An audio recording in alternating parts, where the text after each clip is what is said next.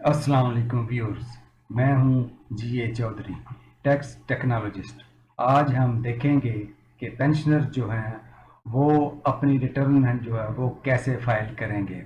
तो चलिए चलते हैं कंप्यूटर की स्क्रीन पे, तो अब वहाँ चल के देखते हैं कि वो अपनी रिटर्न को कैसे फाइल करेंगे। तो सबसे पहले हम आ गए आईआरएस के पोर्टल पे। जैसा कि आपको पता है कि आईआरएस के पोर्टल पे www.fbr.gov पे जाके हमने वो क्लिक करेंगे और आईआरएस का पोर्टल जो है वो हमारे सामने एफबीआर की जो साइट है उसका यूआरएल हमें मिल जाएगा। वहाँ पर हम क्लिक करेंगे और ये हमारा डैशबोर्ड जो है आईआरएस का ये खुल जाएगा। तो सबसे पहले हम इस जगह पे लिखेंगे CNIC और दूसरी जगह जगह इधर लिखेंगे पासवर्ड। पासवर्ड लिखने के बाद हम इसको कर देंगे लॉगिन।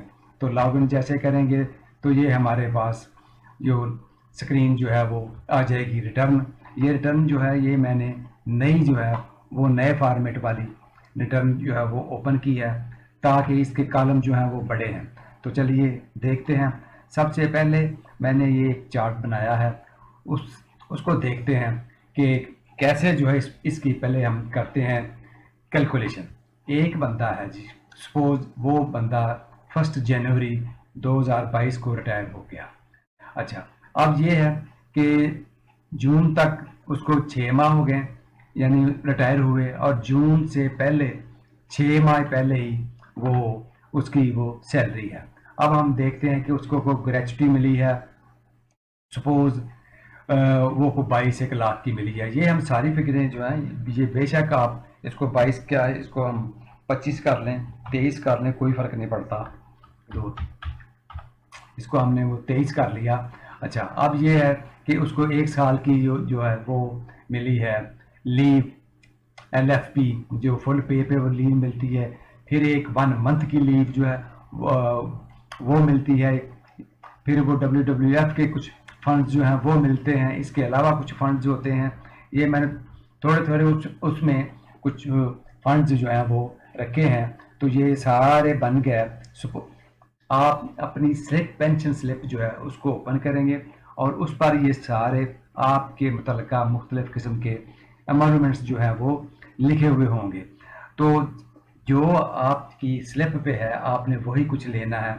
सपोज टोटल अमाउंटमेंट्स जितने भी हैं वो आपको मिले हैं 34,60,000 के।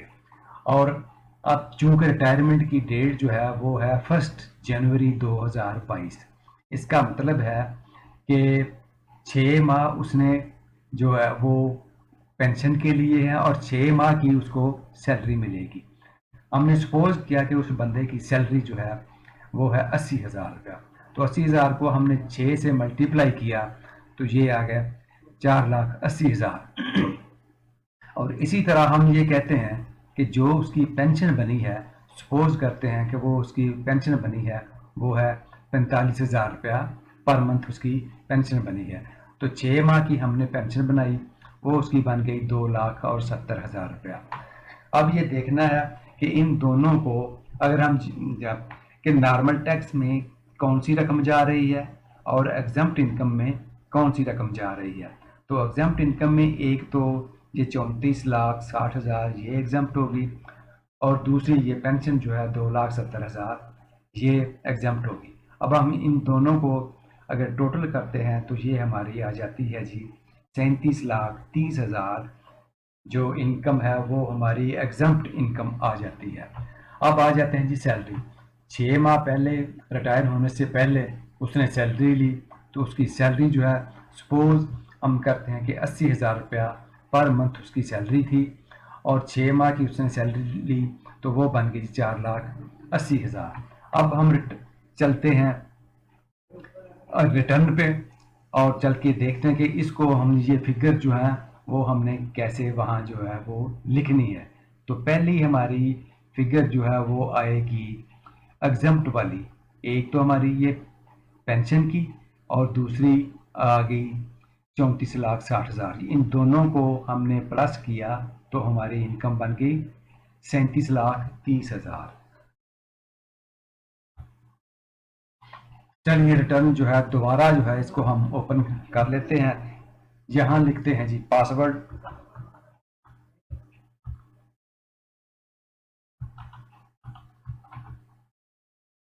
और CNSE और यहाँ लिखते हैं जी पासवर्ड।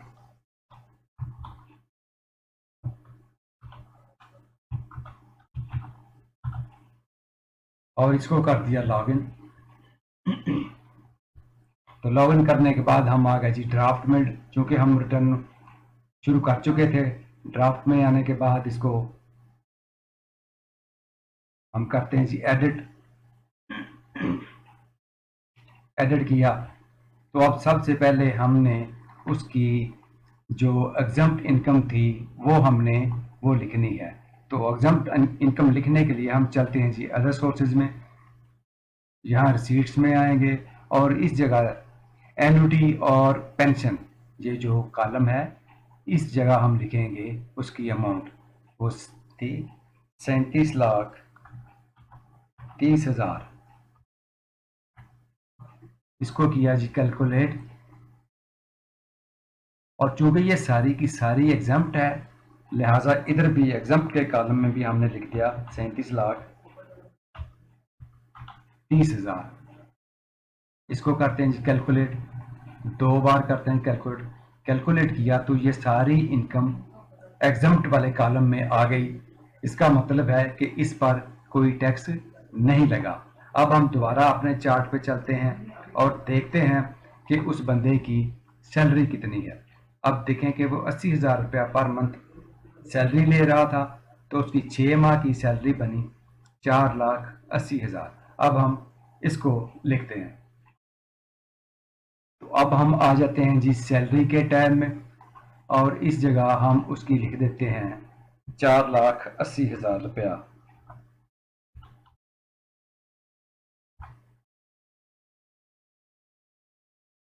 दोबारा लिखते हैं जरा।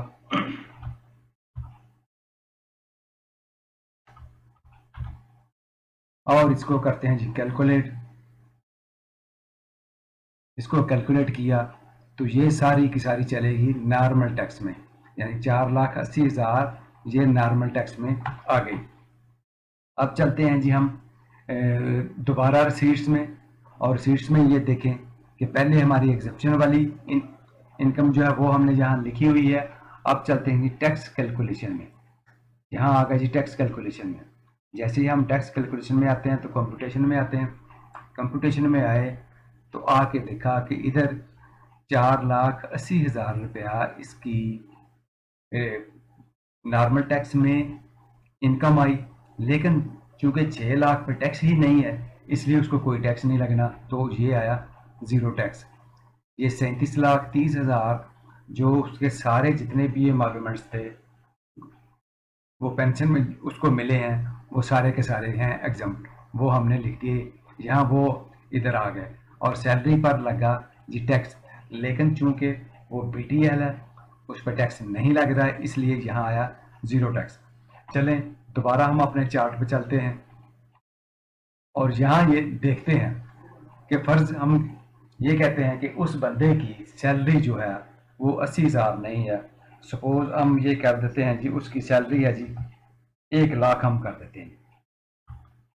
नहीं, 1 लाख से भी टैक्सेबल वो नहीं बनेगी। हम ये करते हैं जी 1,20,000।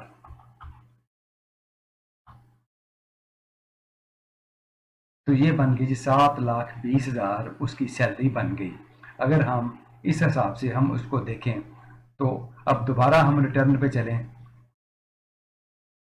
सैलरी के टैब में चलते हैं तो यहाँ 4 लाख की बजाय 7,20,000 लिखते हैं जी।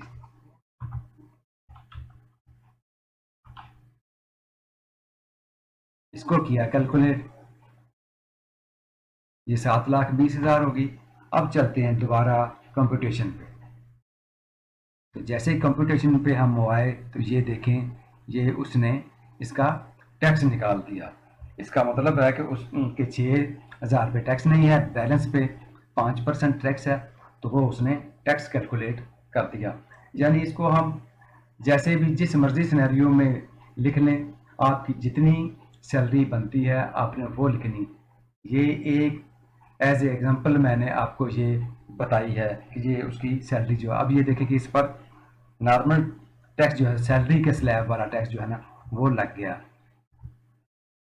6,000, उसको टैक्स लग गया। जब हमने उसकी सैलरी जो है वो ज़्यादा की तो फिर उसको ये वाला टैक्स लग गया।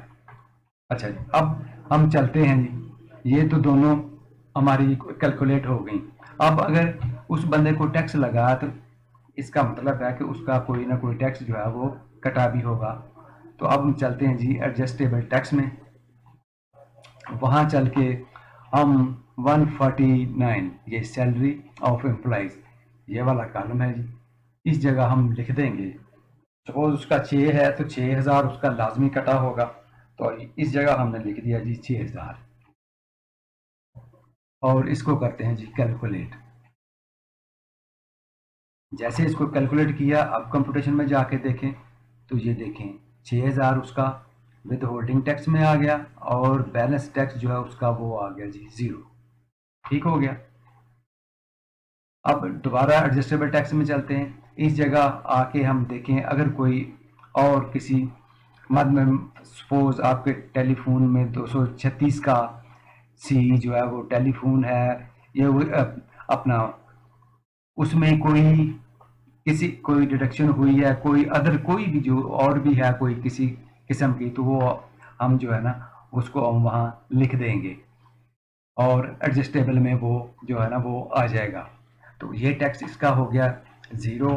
और मेन जो चीज़ यही है कि इसमें पेंशन जो है आपने जैसे वो कैलकुलेट करनी है कि जितनी भी आपकी, जो आपको फर्स्ट टाइम आप रिटायर हुए हैं और जितनी भी आपको मालूम से जितने भी महसूल चीज़ें आपको फंड्स जो हैं वो मिले हैं, उन सारे फंड्स को आपने जमा कर लेना, और जमा करने के बाद उस सारे को हमने लिख देना है एग्जम्प्ट इनकम की।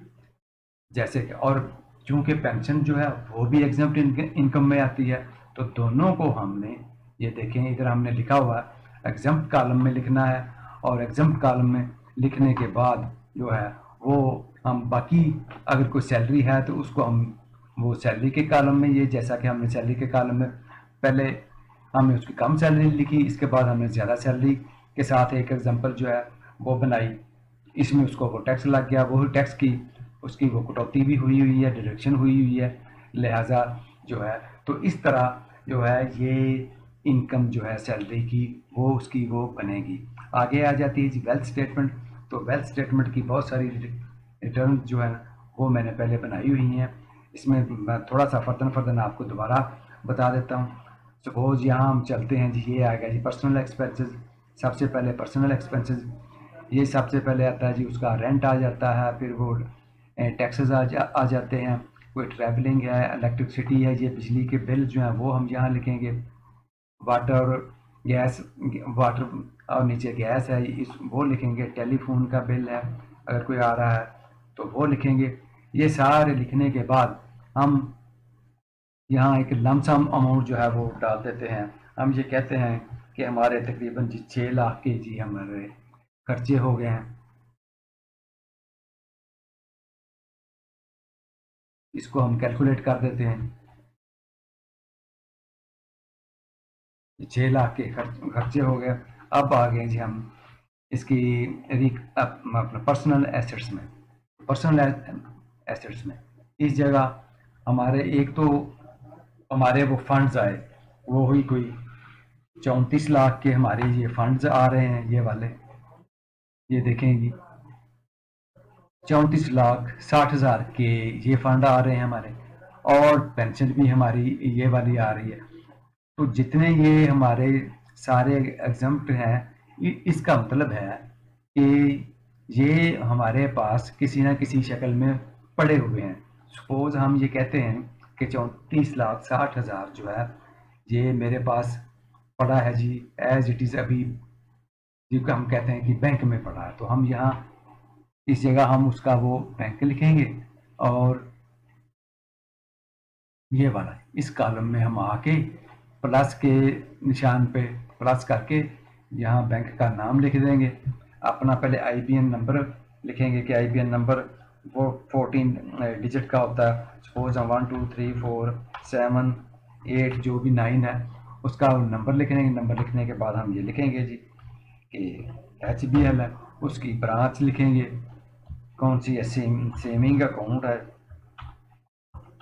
या करंट है, जो जो भी है ब्रांच लिख देंगे जी, जो भी जी शादमान टाउन,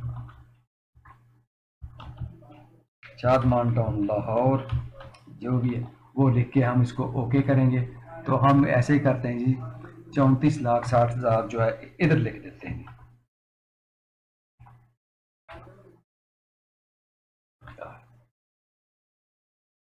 ये हमारी सारी रकम हमने इधर लिख दी।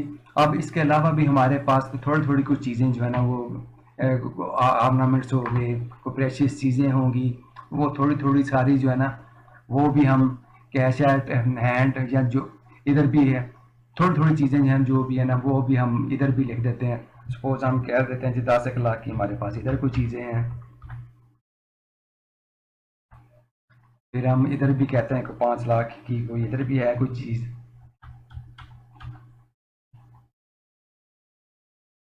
और इधर जैसे जैसे ये कॉलम आते जा रहे हैं इनको हम वैसे कैलकुलेट करते हैं कि कितना ये बना जी।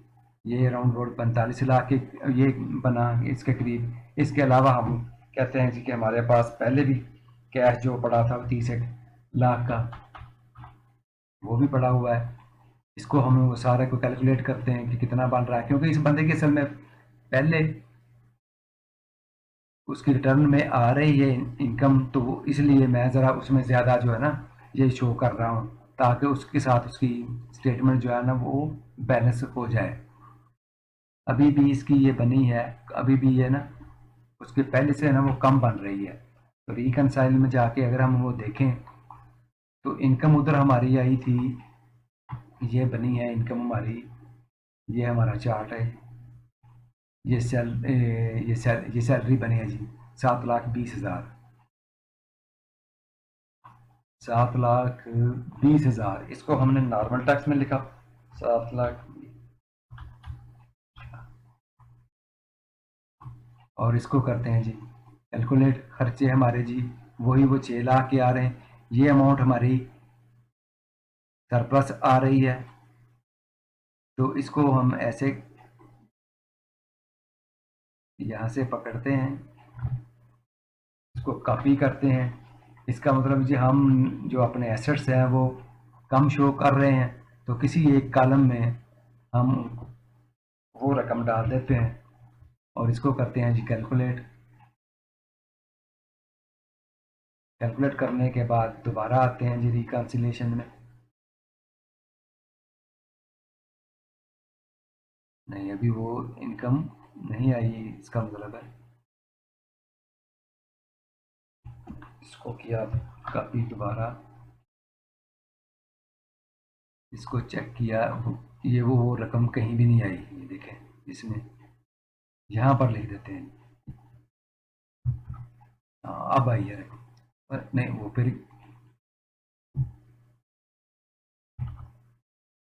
इसके साथ शायद वो माइनस वाला निशान आ रहा है।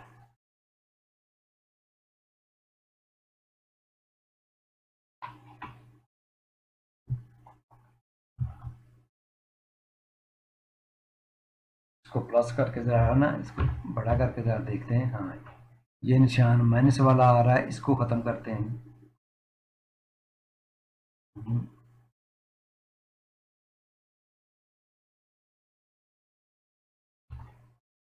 ये ख़त्म हो गया जी।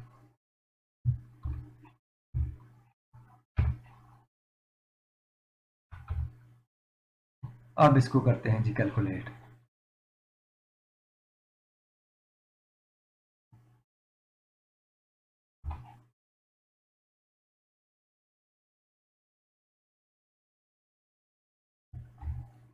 कैलकुलेट करने के बाद अब दोबारा दूसरे टैब में हम ये जाते हैं रिकन्सिलेशन वाले में। अब ये देखिए ये अमाउंट जो है ये ज़ीरो हो चुकी है। ये वाली अमाउंट ये ज़ीरो होनी चाहिए। अनरिकनसाइल्ड अमाउंट जो है इसको ज़ीरो होना चाहिए।